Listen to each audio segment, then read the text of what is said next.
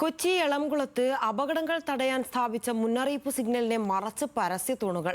നഗരത്തിൽ വാഹനാപകടങ്ങൾ തുടർക്കഥയാകുന്ന സാഹചര്യത്തിലാണ് തൂണുകൾ സ്ഥാപിച്ചത്.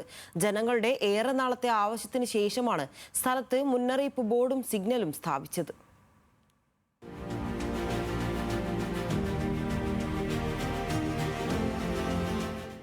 കൊച്ചി നഗരത്തിൽ ഏറ്റവും കൂടുതൽ വാഹനാപകടങ്ങൾ നടന്നിരുന്ന പ്രദേശമാണ് എളംകുളത്തെ അപകടവളവ്.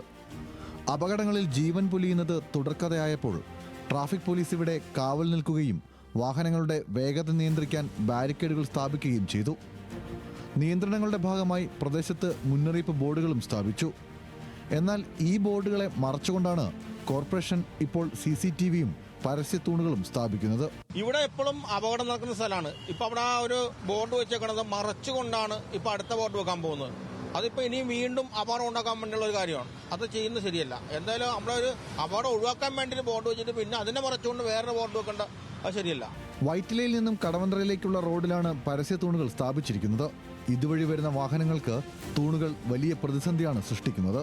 പുതിയ തൂണുകൾ സ്ഥാപിക്കുന്ന വഴിയിലൂടെ രാത്രിയിൽ വാഹനം കടന്നു പോകുന്നതും ബുദ്ധിമുട്ടാകും. നഗരവികസന പദ്ധതിയുടെ ഭാഗമായി കഴിഞ്ഞ ഭരണസമിതിയാണ് നഗരത്തിൽ CCTV സ്ഥാപിക്കുന്നതിന് തുടക്കം കുറിച്ചത്. ഇവിടെ ഒരു ബോർഡുണ്ട്, പക്ഷെ അത് നിങ്ങൾക്ക് കാണാൻ കഴിയില്ല.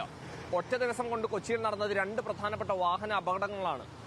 ഈ അപകടങ്ങളെ ചെറുക്കാനാണ് ഇത്തരത്തിലുള്ള മുൻകരുതൽ ബോർഡുകൾ സ്ഥാപിക്കുന്നത്. അതിനെ മറയാക്കുന്നതും ഇതേ അധികാരികൾ തന്നെ. കൊച്ചിയിൽ നിന്നും ക്യാമറ പേഴ്സൺ ജിബിനോടൊപ്പം ഇസത്ത് സുൽഫിക്കർ, ന്യൂസ് മലയാളം.